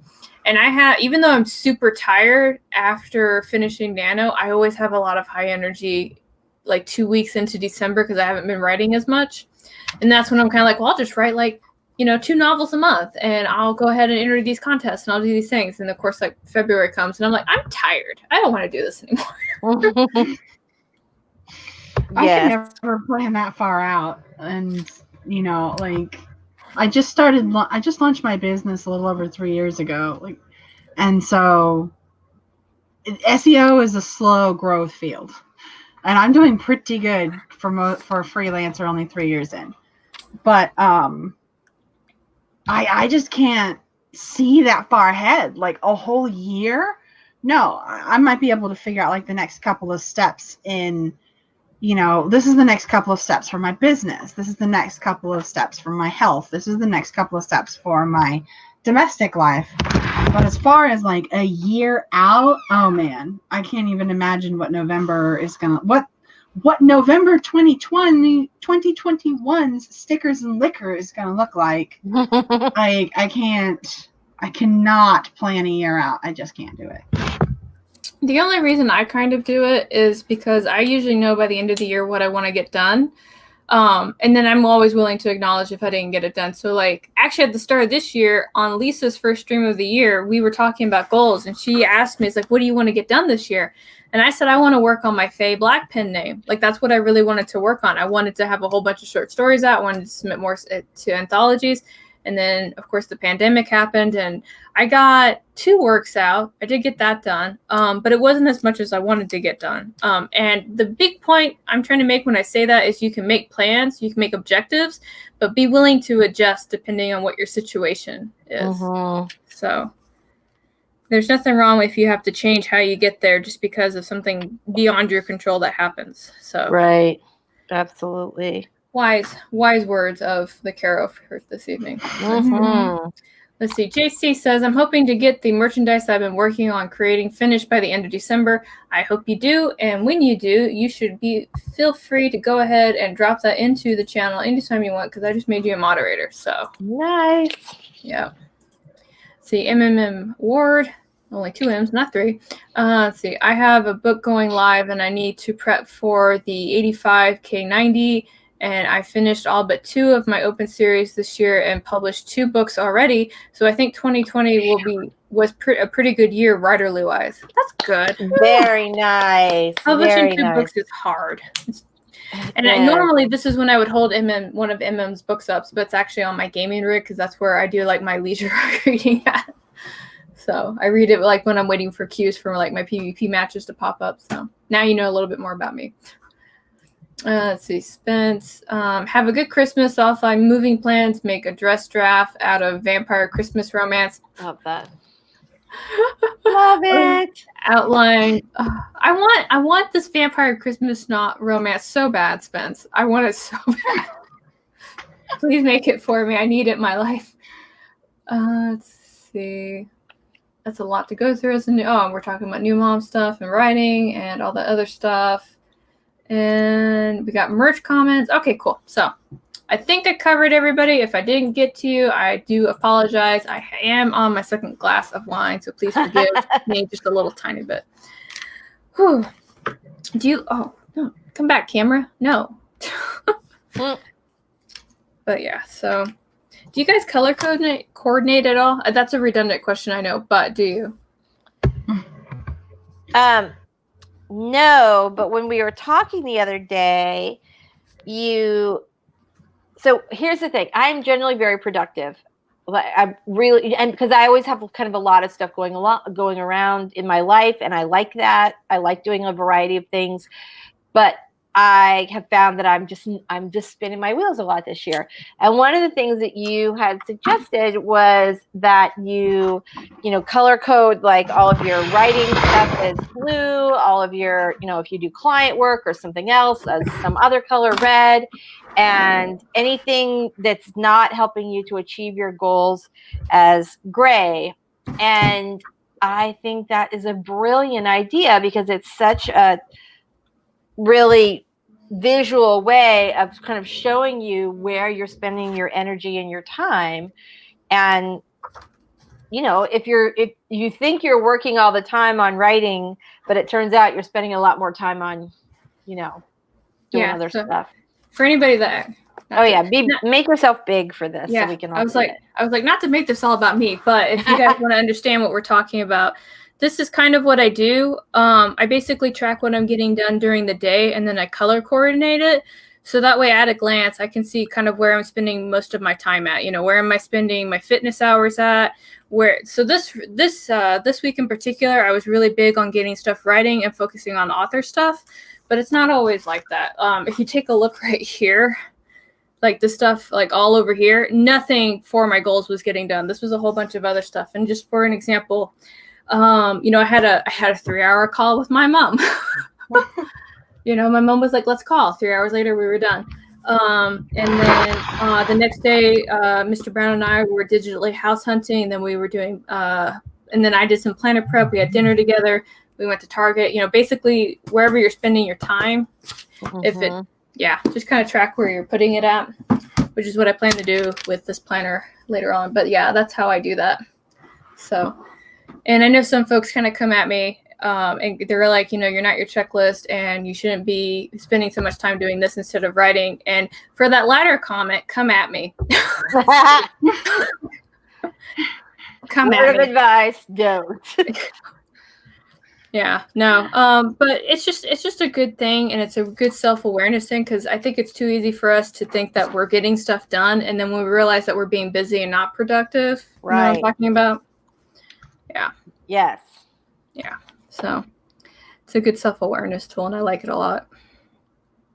And you can do that with other digital things too, like Google Calendar. You can do it with like whatever medium that you like to work with. You can get it done in there too. Right. I know a couple of folks talked about how they were going to work in the Clever Fox Planner, and you can easily implement that into your system as well. I mean, whatever floats your boat and all that stuff. So, let's see. Calling mom is important. I did that today. I need to call her again. I meant to call her last weekend. So fun thing is, so I called my mom. We talked for 3 hours, and then she's like, well, let's call on the weekend next time. So then I have more time to talk. And I was just kind of like, Mom, we just talked for 3 hours. How much time do you need? Right? All the time. All right. the time. But she wasn't feeling very good last time. I kind of touched base with her, so we have to reschedule that. But that's mom calls are happening. So yeah. I need Carol to come plan my life. I don't know. Well, actually, you can, because I have 2 other people that actually hire me to help me or help them get their stuff organized. So that's totally a thing that I do. It is. And I think we all know your skill level at that. Sometimes it's just talking to individuals about like what current systems that they have and then trying to figure out which ones that work for them. So one client I have initially said that, working digitally is going to work best for me. And in our last meeting, I was like, hey, I hate to tell you this, but digital is not working for you. He was like, at all. We need to find something else. So there's just stuff like that. Great question from CO. Carol Brown, were you always this organized, or did you continue this Regiment and Discipline Lifestyle after your military service? The answer to that is actually no. If my mom was here, she would tell you that I would... whatever the 180 that you picture me as, that's what I was as a teenager. I had a messy room. I refused to fill out my planner. That was who I was. And I think the only reason that I ended up moving into being super organized is because when I started to be responsible for other people, that's when I had to start changing my game up a little bit and kind of tracking where the time was being spent and stuff like that. And I also suffer from what I like to call kitchen syndrome. So it's when you go in the kitchen and you plan to like wash the dishes, but then you're kind of like, oh, I need to reorganize this cupboard. You start to reorganize the cupboard, and then you're like, oh, I need to clean off the stove. And next thing you know, your kitchen's completely disorganized and still messy, and you spent 3 hours doing literally nothing. So I was definitely having kitchen syndrome for a very long time. So my life was the opposite. I started out with everything organized and working, and then I had to care for someone, and it derailed everything. I couldn't continue to plan and all that kind of stuff. So whatever you went through, I think I 180'd it. Is that how you said it? Yeah. We kind of like crossed hairs. That's what happened. Yeah. Stacy just has a really good question. So my problem with planning is following through with what I've planned. Any advice on finding that which follows through? So I usually tell people that if you do make plans is to plan every day like you're sick. Like whatever your worst sickness was, figure out what your productivity level was for that day, and kind of go off of that. I think I had a vlog where I was like, I just found my baseline for being sick, because I really did. But stuff happens, life happens, and it's totally okay to just kind of shift when you want to get something done, as long as you don't change the fact that you want to get it done, if that makes sense. Mm-hmm. Well, and I think too, like if something like instead of saying I'm going to write a book this year, if you make your goals smaller and more manageable, I'm going to write, 1,000 words a day, or I'm going to write, and this is something that I did this year, was that like I normally write around 3,000 words a day and consistently, and I just that was not happening with the pandemic. I couldn't write at the beach, which is my normal spot. Mm-hmm. I have, everybody's here. I just was not able to do it. And so, but I didn't want, and there were times where I would just stop, but it's really hard to get going again if you stop completely. And so I just would lower my goal. If I'm having a hard time, I'll try and get 500 words a day. If I'm, if that's not working, I'll go down to 250 until I can hit that goal a couple days in a row. And then you can start building it back up again. Yeah. And it's all really kind of comes down to what habits and what your lifestyle system is. Right. So what I usually, if you guys watch any of my videos and I talk about productivity, I always have the disclaimer of I don't have kids. I don't have kids. I don't care for anybody. I'm home alone. This is a system that works really well for me. And the reason I always point that out is because it's really easy to look at how somebody else does something and then say to ourselves, hey, if I do that, then I'll be successful like them, not understanding that the lifestyle difference is completely different. Right. So Lisa's had to take care of kids. Amy had to take care of somebody growing up at one point, and it completely changes the way that you have to approach things. So if I was in Lisa's situation, I would be in order for me to write my book, I'm going to write 100 words a day, because I know I'm going to have to go pick up kids. I got to cook dinner. I got to make sure that they're taken care of. And then I have to plan for whatever emergency happens, right? Yeah, that. So, yeah, that's always fun. But yeah, so follow through. Don't be too hard on yourself. Know what your life is going to be like, and then just make sure that whatever you make is realistic for your situation. So there you go. But it also, I think sometimes people think that they failed if they can't, if I can't do 1,000 words a day, I'm a failure, and that makes me quit, instead of say, this is not me. I don't do that, but I know a lot of people do that, right? Mm-hmm. So it's okay to adjust down if you need to, or to, and not feel crappy about it. Sometimes we just can't go as fast as we plan, but it's better to keep moving towards that goal, even 1 page a day to a book by the end of the year. And there's no shame in slowing down your timeline if you need to. Yeah, I have one friend, and he says all he does is write 6 pages a day. And in my brain, that's nothing but internal screaming, right? Because I'm 6 pages a day, it will take you 10 years to finish that book, right? But that's his baseline. So if he writes 6 pages a week, then he considers himself successful, and he's fine, right? My actual baseline that I usually want to hit is actually 1,000 words. And the only reason I have the 3,000 words right now is because I'm taking part in Milwordy. And a lot of the stuff I'm working on are projects that I started and haven't finished. So kind of finish the projects, because I can't publish if I don't finish writing. That's it. Yeah.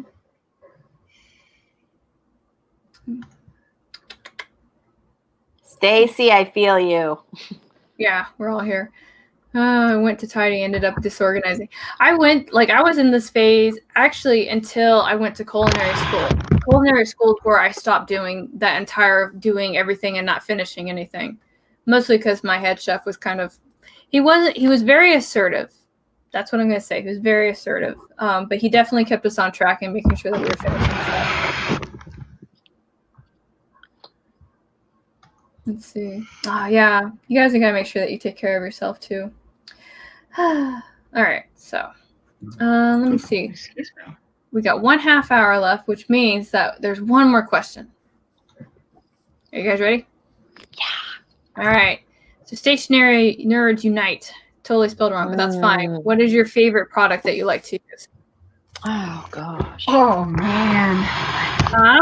That's a good question. It's a great question. Like, you have to pick one product, just one. What's your favorite product? I'm making you pick between your children. I know. I'm sorry. Okay, for me, it's either it's two iterations of the same thing: dividers and sticky tabs. Sticky tabs are just small mobile dividers. To me, it's a divider.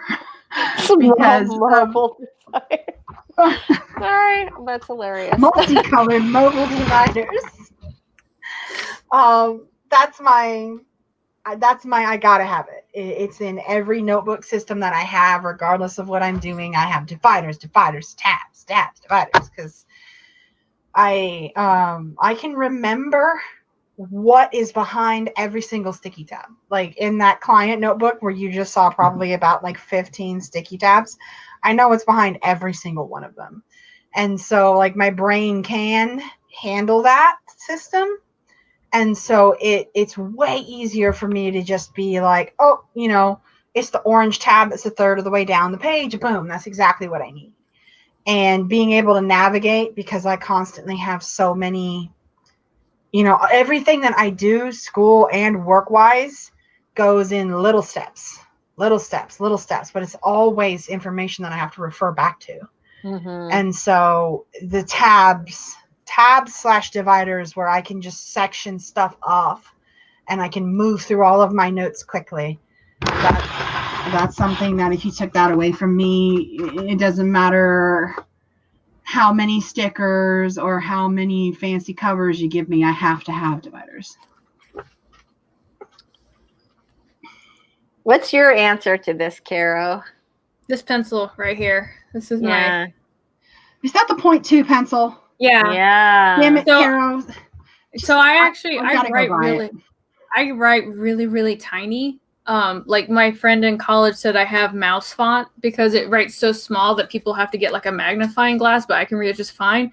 So when I found this 0.2 pencil, I was like, this is perfect. This is just all I need. So it writes tiny, but it writes very clearly. It's literally what I've been filling in the planner with this entire time. But I really like this one because it's got a really good design.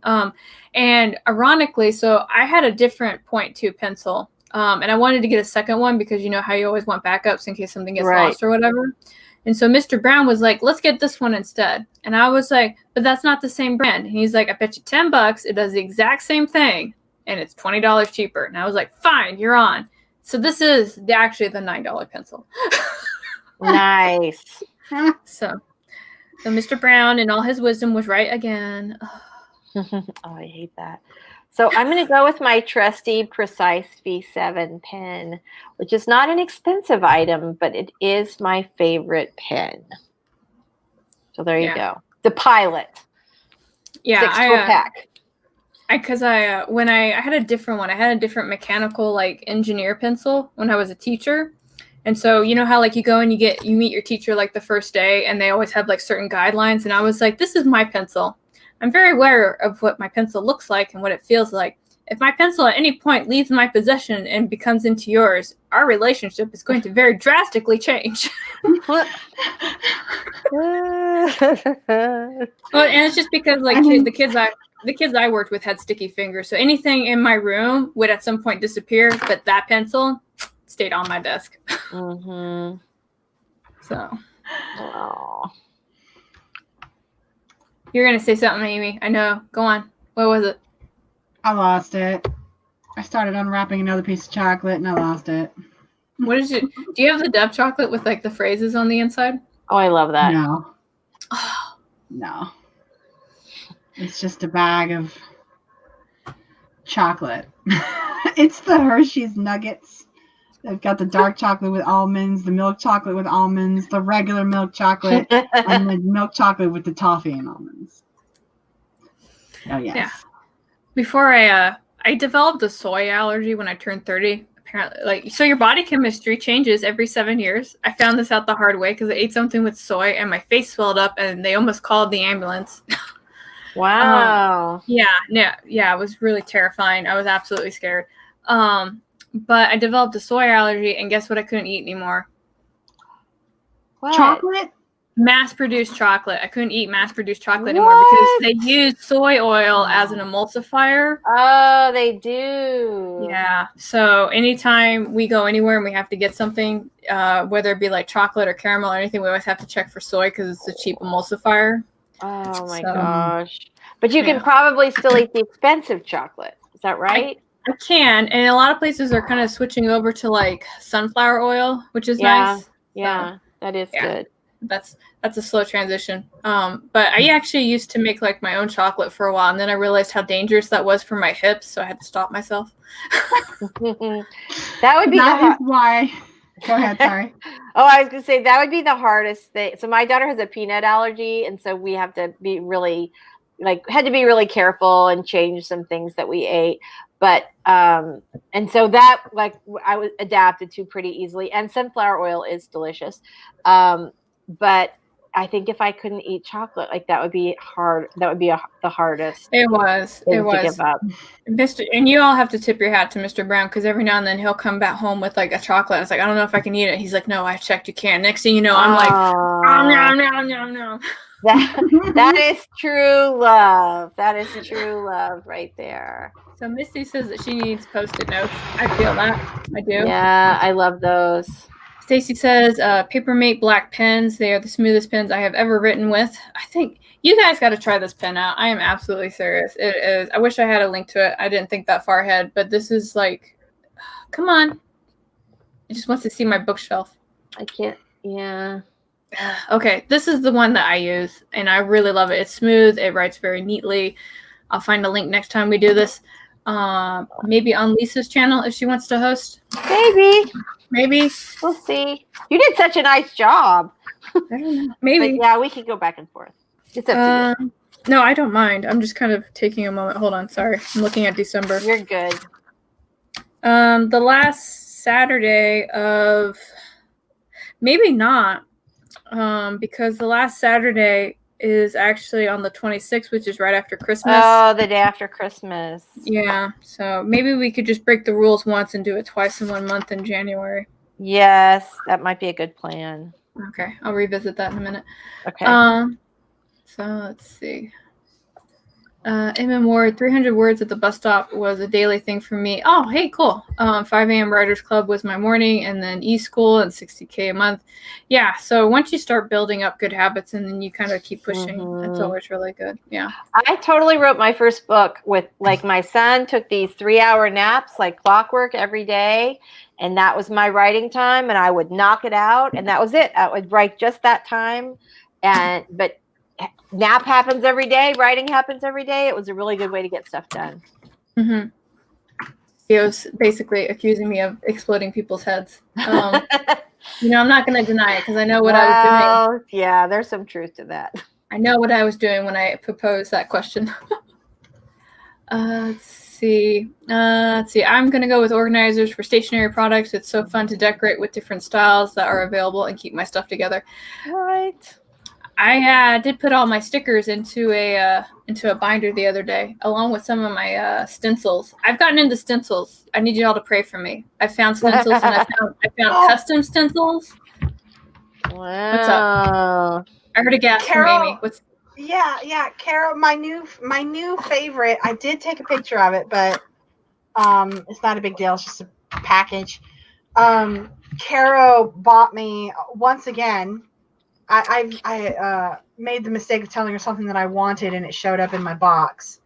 And it's a 36-piece journal stencils, and so it's my new favorite thing. It's got holidays in there, all kinds of banners and lines, and it's rad. And yeah, I didn't turn Caro on to stencils. But as soon as she was like, "Oh yeah, stencils," I'm like, "Oh, I've got the stencil for you." Oh, look at this! You're like a crack dealer over there. Oh, I had her covered. Yep, she did. But to be fair, anytime I try and pay Amy's like, "No, you don't have to pay me," and da-da-da. It's like, I have to pay you, Amy. I have to pay you. I don't know what you're talking about. I am a consummate professional. Thank you very much. You are. But there's some things where I'm like, please let me just give you something so that way I can at least sleep at night. Let's see. So Jeannie says, I'd have to say branded folders. Oh, those are good. Yes. Oh, yeah. The branded folders. Amy, the tab gremlin strikes again. Yes. I'm going to say, like, Amy's reaction to, like, the 1,000 whatever, like, tabs I sent her was, like, the best thing ever. 1,640. Let's see. So JC says that's not fair because I would pick journals or notebooks, but I need my favorite pen to write in said journals. So, oh man, which came first, chicken or the egg? I know, I'm just evil. Right? It's the worst. Let's see. Spence says Rolly tape. I picked it up the first time when I was first introduced to it, and if it's like the tape and glue had a baby. I actually have that. I got that today. Oh, yeah. Like, I haven't even taken it out of the box, yo. But I got it because there were some things that I wanted to put in the planner. So I'm using 2021 as like year of the acorn. I know a lot of people like to do year of the whatever. But I wanted to do year of the acorn because because giant things grow from, acorns. Yes. Oak trees. So, yep. Sorry. Leave me alone. So that's my theme for 2021. And so I went and got some really pictures. Good. It is good. Thank you. I might have to do my own version of that. Yeah. So I basically went and got a bunch of acorn pictures, but they're not stickers. So I'm going to use the Rolly tape to put them in the planner. So making it harder than it needs to be. That's me. Yep. So I totally feel you on that. I thought that was the whiteout pen when you held it up because my audio blipped out and I was like, whiteout? Carol uses whiteout? What? I write it in pencil and erase my mistakes so you don't see them. I just scribble through it. Keep I writing. put a sticker over mine. I do that for like my journal though. Like I'll cross out the bad word or then I'll be like, I don't care. Future me's not going to care if I misspelled this word or not. So I have a whiteout story. Wait, hold on. Wait, let me get through a few folks real quick. So Alexa says that notebooks are her kryptonite. And then Carrie says, this is hard. I love my Papermate Inkjoy gel pens, and they come in tons of colors. Also, happy planner stickers. Just give me all of them. Let's see. I am also Notebook Ninja. Yes. And I probably missed somebody else. Hold on. RC, this has nothing to do with what we're talking about. Sorry, the whole thing jumped really far for me, so. Soy is hard to avoid. Yes, it is. Carol can only eat expensive chocolates. That's a good problem to have. That is a good problem to have. And then Mr. Brown was saying sunflower lectin is showing up in some foods now. Soy allergies are getting more common. Yeah, I did notice that because so this was a hard lesson that Mr. Brown and I had to go through when I developed my allergy. Because, like, it's in ranch, it's in chocolates, it's in most candies. Like, at one point, somebody's like, well, what can you eat? And I was like, I can eat Diet Coke, I can eat meat and vegetables and whiskey. Yeah. It does feel like that when you feel like I remember having the same feeling when we found out about my daughter's peanut allergy. You feel like, oh my gosh, it's in everything. She can't eat anything.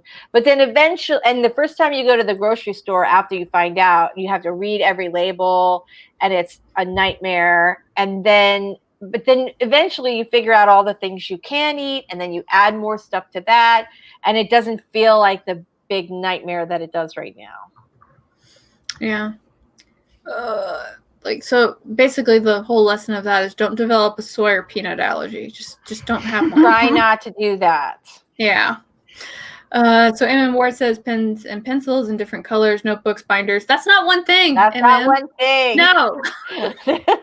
Oh, I must have 4 colors of ink or pencils. Her one thing is 4 things. Okay, so there's a pen with like multiple colors in it, right? So that counts. Yeah, there is, right? There's those little clicky ones that you get in like the 3rd grade that have like the red tab and the green tab. Yeah. Yeah. And then I have 2 of them.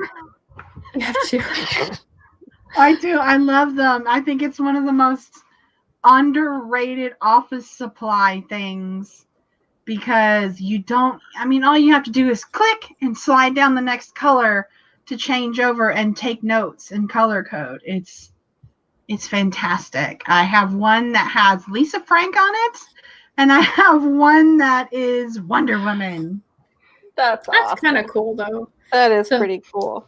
So Dwelling Rider says that they must have a black ink pen that dries quickly and won't smear. I have that pen, but it doesn't work very well on my Hobonichi cousin. I have to let it sit for a minute. But yeah, so because we're all sitting here talking about stationery. Whee! All right, there you go. So, all right, Amy, funny story about Whiteout. Go. Oh man, I already gapped it. When I was, my parents enrolled me in school late, and so I was the oldest person to graduate in my class who hadn't failed a grade. So I was 18 for my entire senior year. Mm-hmm. So I'm like, I have an ID. I can just buy whatever the fuck I want. Like, I'm over 18. And at the time, I don't know if this is still the case or not, but at the time in North Carolina, there was a ban on selling whiteout to teenagers because they were huffing the whiteout. And at the time, I had an English teacher who was making us write everything in pen.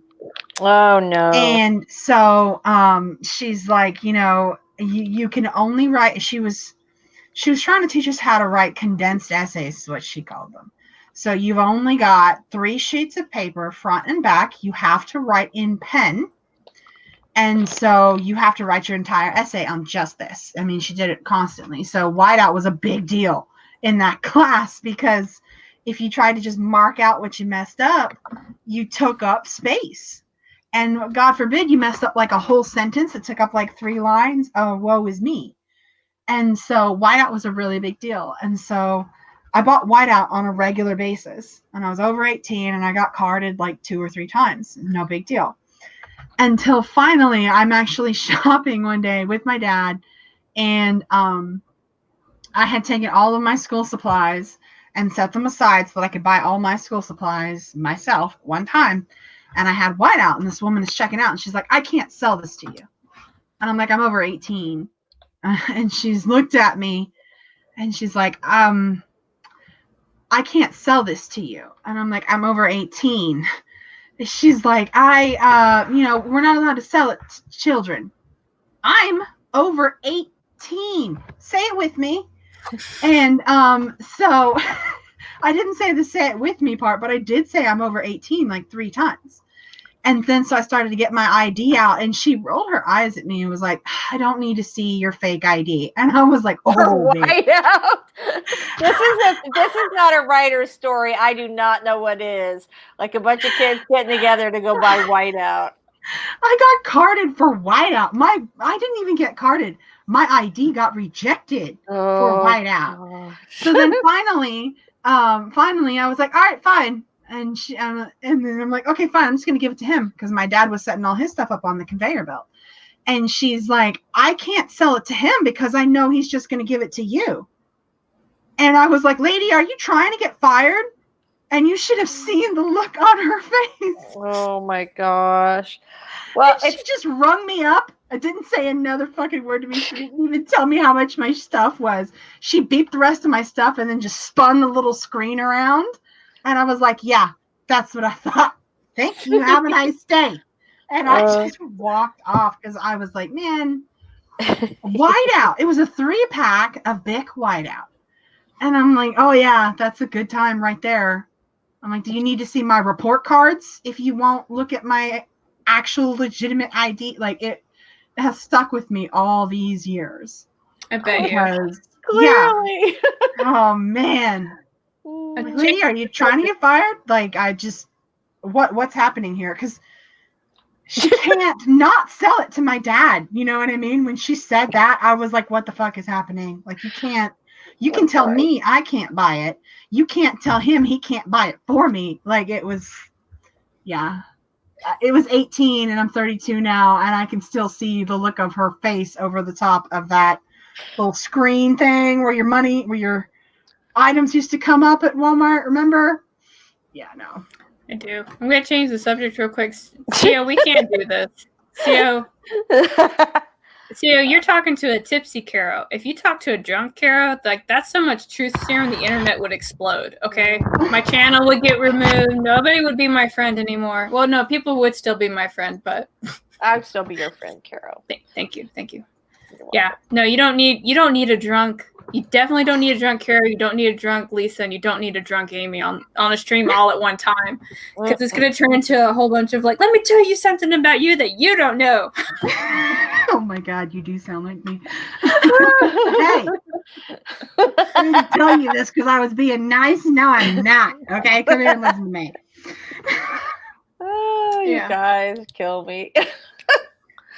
Because I tried to tell, like, so long, quick story. So I left the military, right? And as soon as I got out of the military, I was like, I don't need to drink anymore, right? I was like, I don't need booze. Like, I'm fine. Everything's good. I went, like, almost 3 years without drinking, right? Like, just didn't drink at all. And then I got into the teaching program. And on my first day of residency, I came straight home. I was like, I need a shot of whiskey. I need it mixed with Coke. Maybe not even the Coke. Just give it to me straight. Let's just go ahead. I need a bourbon Coke. Hold the Coke. Yeah. And so when I finished everything and I got certified and licensed and all that, we have like a once a month Thursday, tongue-tied Caro. Okay, bingo. And I told them, I was like, I'm not going to drink too much, because usually what happens is I'm pretty jovial and I laugh a lot. And then if I get too far, what happens is I get violent and then I get kicked out of the bar. So it goes from being happy and like, la, la, la, la, la, to fight me. Right. Like, and they didn't really listen to me very well. And so at one point, like I can't even remember. Like, I remember it happening really well. But at some point, I was talking to somebody, and some guy laughed at me. I was like, "Am I funny to you?" And he was like, "Ah." Oh my gosh! Drunk Caro was like, "Yes, somebody took the bait." It's like, I'll come over there. And then he laughed at me, and then I laughed. I was like, I forgot I'm angry. Can I have another? Yeah. So that's a fun fact that my dad and I usually share with each other, because when we both got out of the military, we were both like, we don't need to drink anymore. Like, things are great. Like, I'm just gonna go and read a book and like enjoy life. It's great. So that was a great question that I can't answer. Well, so whiskey and scotch, aren't those I think they're the same, but made in different places. I think it's location. Yeah. Yeah. But I usually just go with whiskey because it's cheaper. I use bourbon for cooking, whiskey for drinking, and I don't touch scotch.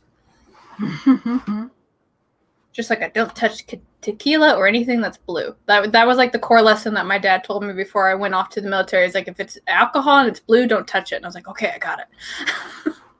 Yeah, I mean, as weird as this is gonna sound, because I don't drink like hardly at all, but it has to do with the types of grains and like how much the alcohol percentage is.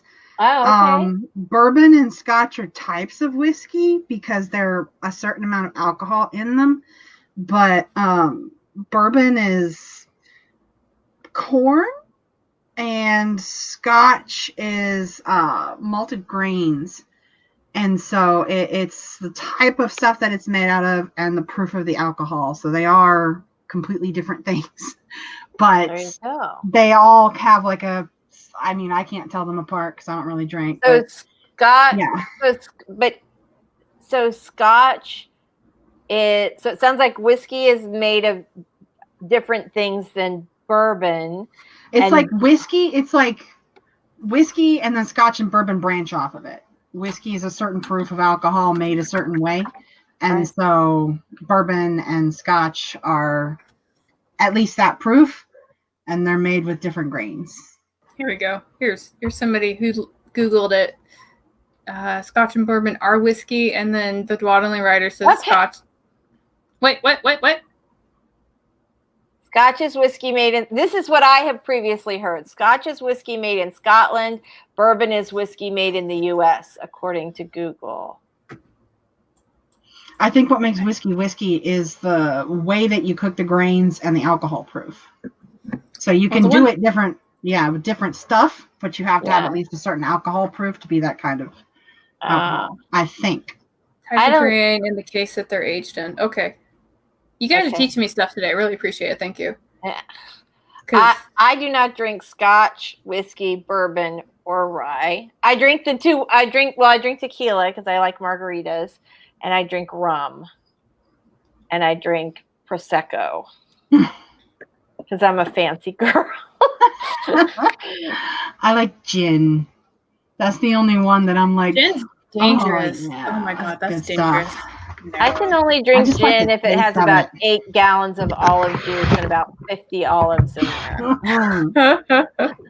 I like a dirty, dirty, dirty martini. Don't say it. Okay. I'm behaving. Look at me. I'm behaving so much. I'm going to look at the time and say we have 5 minutes left. Let's go ahead and do outros. We'll start with Lisa.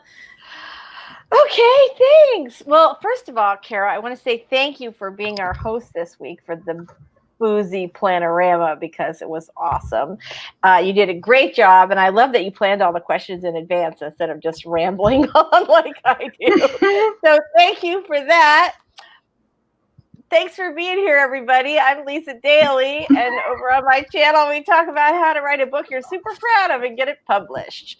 And I have a lot of stickers and not very much liquor left, so I am out.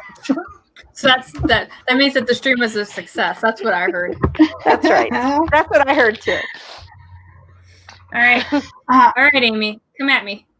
I am Amy Awesome Buddy. I'm an SEO consultant who did not do any work during this stream. Oh, it was tempting, but I resisted. I did only fun stuff, and part of the time my screen was frozen, so part of the time I just listened. But